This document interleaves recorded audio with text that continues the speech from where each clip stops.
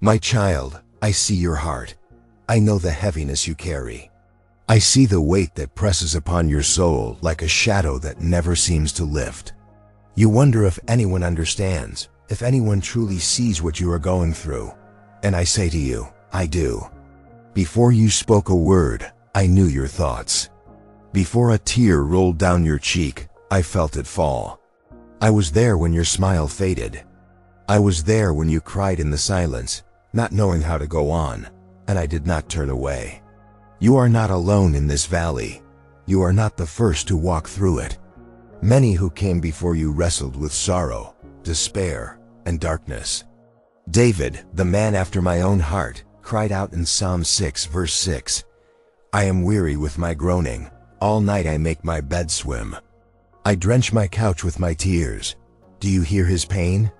He knew what it meant to be overwhelmed. Elijah, my prophet, stood on Mount Carmel and called down fire from heaven, yet soon after, in fear and despair, he fled into the wilderness and cried out in 1 Kings 19, verse 4, It is enough. Now, O Lord, take away my life, for I am not better than my fathers. Even my faithful one struggled deeply. Jeremiah, the weeping prophet, mourned with sorrow in Lamentations 3, verse 17.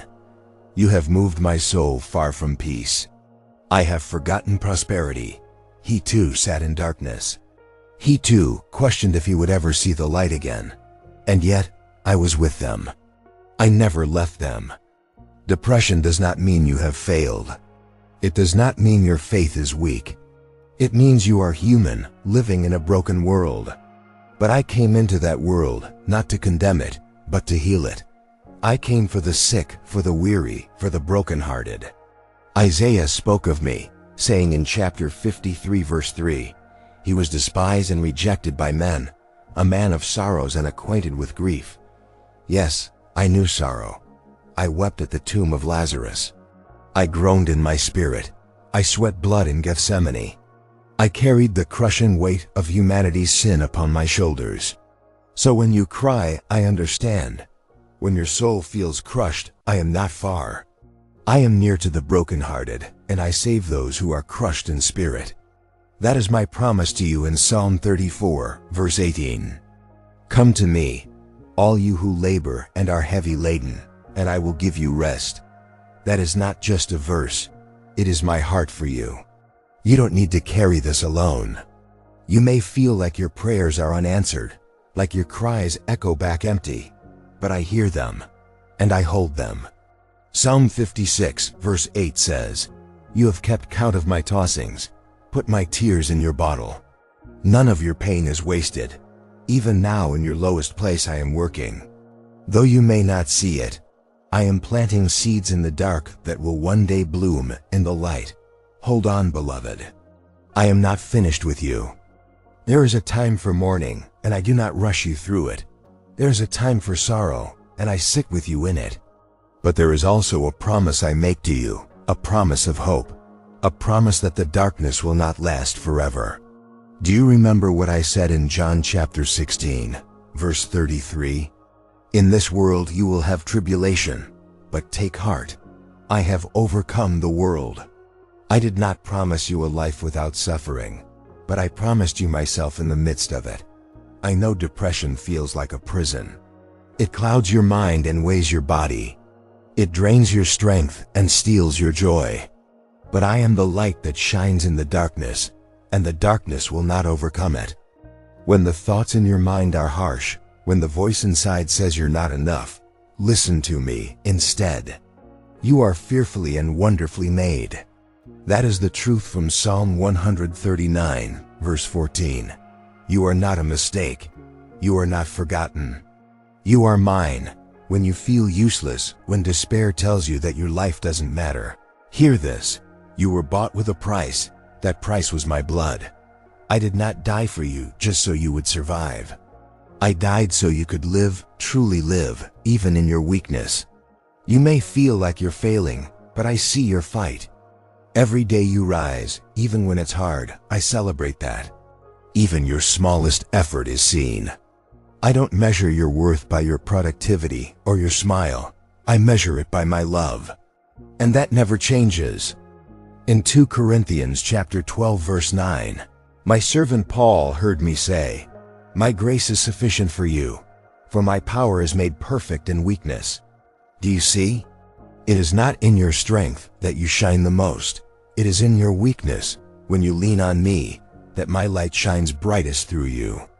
Do not fear your emotions. I gave them to you. Do not fear your tears. They speak when words cannot. Do not fear your brokenness. I work with broken things. I break bread to feed the multitudes. I broke the veil to give you access. I was broken to bring your healing. So if you are broken, beloved, you are in the perfect place for a miracle. Lift up your eyes. I am still here. When you cannot walk, I will carry you. When you cannot pray, I will intercede for you. When you cannot see the way forward, I will be your light. And when you feel like letting go, I will hold on to you.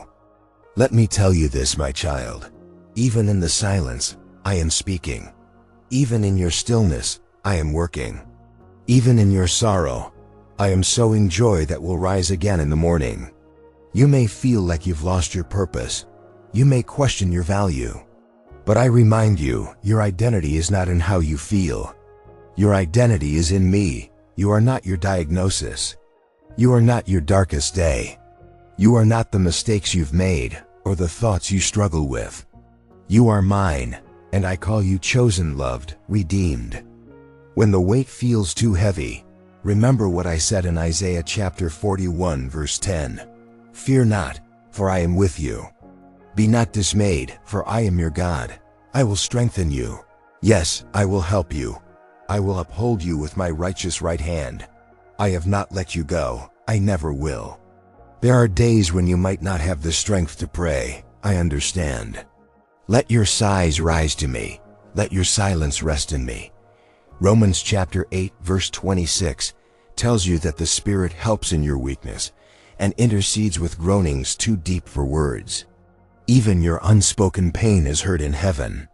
And when shame tries to chain you, when it tells you that real believers shouldn't feel like this, remember, I never condemned the broken. I drew near to them. I walked with them. I healed them. Do you remember the man possessed by demons, tormented in the tombs, crying out, cutting himself, forgotten by the world? I crossed the sea for him. I calmed the storm just to reach him. And when I saw him, I didn't flinch. I set him free and clothed him in peace. I would do the same for you, again and again. I'm not waiting for you to get better to love you. I love you now, in this moment, as you are. But I won't leave you here. I have more for you. I have beauty for your ashes. I have joy for your mourning. I have a garment of praise for your spirit of heaviness. That is my promise in Isaiah chapter 61 verse 3. You may feel forgotten, but I am near.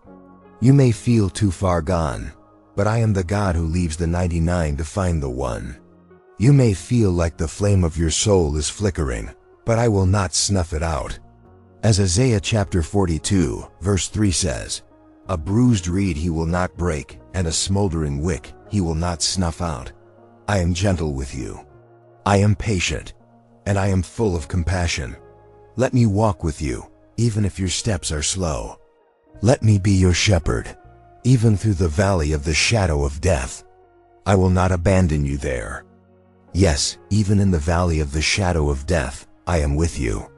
Not as a distant light, but as a close and personal shepherd, guiding you gently through the fog of your sorrow. You don't have to pretend with me.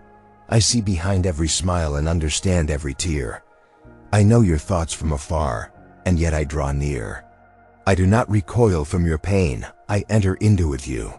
The world may tell you to be strong, to get over it, to hide your wounds, but I invite you to bring them to me. Open your heart. Show me the places that hurt.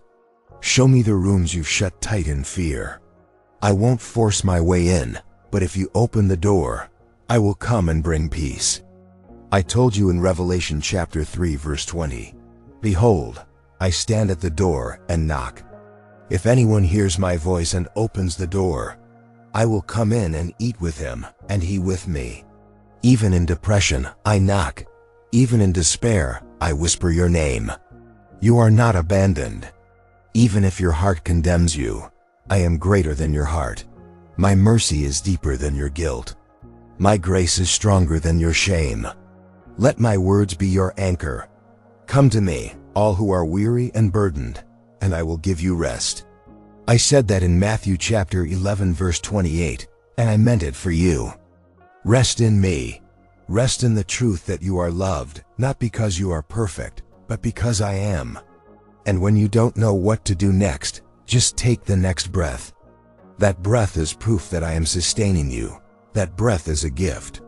One moment at a time, I will walk you toward healing. And even if you stumble, I will not let you fall. In Psalm chapter 34 verse 18, it says, "The Lord is close to the brokenhearted and saves those who are crushed in spirit." You are not too broken for me. You are not too far gone.